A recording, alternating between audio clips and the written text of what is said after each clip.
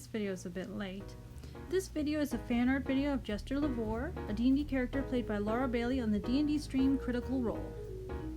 Jester received new clothing from her mother, a dress to be specific, although the description of the dress and fan art of it seems thin.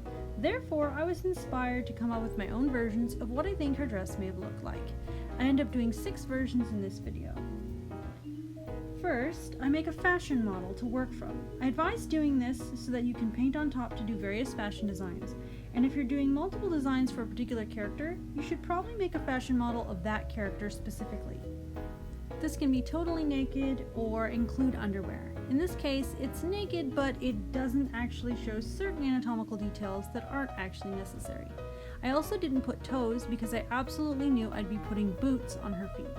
If you would be doing different designs that include sandals or open-toed footwear, you really need to put the foot anatomy in there. But if you know you're only doing boots all the time, you don't actually have to draw the toes, so save yourself some time and effort where you can. Use different layers and techniques. In this case, I did a flat color layer underneath with clipping mask layers on top, a line art on its own layer, which I saved as a black and white, and I also did color line art. I duplicated the model and moved it along and then flattened it down so it's just one layer. I also did some of the underneath details and the costume details on their own layers. I also did some of these details so that I could duplicate it and move it over. I created a scarf that was tied as a belt that I then duplicated and modified the colors of, and I put that layer on top. Underneath the dress, I made boots and the bottom of the pants, which I also duplicated. I then remembered to remind myself of approximately where the armor would be to make sure I included that in these designs. I made sure to have the armor add the bit of width and thickness there. If she's wearing a dress over armor, she's not going to look quite the same as if she was wearing a dress directly on her body. Remember to use the layers for you, and to flatten certain layers down as soon as it starts getting bogged down with too many layers, or if Procreate, for example, has a layer limit, so you really shouldn't overdo the amount of layers you're using. I separated this design from the background by adding a bit of pink underneath absolutely everything but above the background layer so that the greenishness, which is too similar to the background color, would be separated out. I gathered various references and used it for inspiration before working on this, but I didn't copy any of the designs exactly. I still made my own original designs, I just used the reference for inspiration. In the second set of designs you're about to see, which I prefer to the first ones, I went back the next day to do them. I added in her hot pink magical backpack, but I did not add in her cape because I really wanted to focus on the dress design and the cape would have covered up too much of the design. I did an entirely different background and then imported my 3 models in. I put some different underwear on just for fun. I looked at my previous designs and some more reference before I ended up doing these designs. I also started thinking about what the dresses would look like and why, just a little bit more. I did a layer with the boots and pants, more fully fleshed in, that I could then duplicate and put on all the models.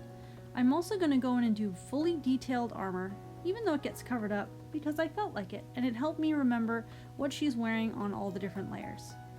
I do a belt that's based on her official artwork belt, and I also added a leather sort of piecemeal armor corset thing, which I thought would look good on various designs. I put the belt layer on top, the corset under that. The pants are underneath. The color model is underneath that. By using the layers effectively, you can easily duplicate and create various fashion designs. Here I'm finally working on the dress, but then I realized I forgot to do the armor, and that affects how things look. So I'm about to go back in and make sure I get the armor done correctly before I move on with the rest of the design. Here are a few things to keep in mind when creating costume designs. The first thing is the world and time that this costume exists. The second is the budget of the person who purchased them. The third is the potential utility and function of them in life, for whatever they're supposed to function for. The fourth is how to take them off and put them on. The fifth is who purchased it and why, and who is actually the one wearing it. In this case, it was purchased for this character by this character's mother. This character's mother, Miriam, is quite wealthy, but has agoraphobia, so she would have had to send a servant out to do the purchasing. This actually affects my decisions in the designs more. I thought about it even more and invented designs that also were personally beautiful to me. I started thinking about what I would like to design for Jester. what I thought Miriam, her mother, would like, and what I thought her mother would think she would like, as well as what I thought the servant who went to the store would like, and all the other details, how to take it on and put it off, and everything else I already listed. You obviously don't have to think this deeply about every design, but it can really help if you think about it more deeply. If you're working in traditional media, I advise doing line art versions of the fashion models and literally using paper you can see through to trace over to do costume designs. You can scan them in the computer and print them back out to color them in, or you can even color them digitally from traditional art base. There's lots of ways to work. Digital art is extremely convenient for using this layer technique and is extremely good for creating fashion designs over top of fully fleshed in models. It can be more fun to work in the full color than to have to work in black and white first. I also found with the very good Jester model, I was more inclined to create more designs and to put more effort and work into making better designs.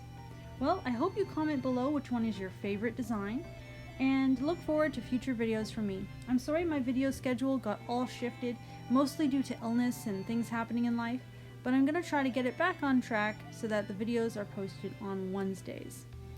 I hope you look forward to the next video. Goodbye!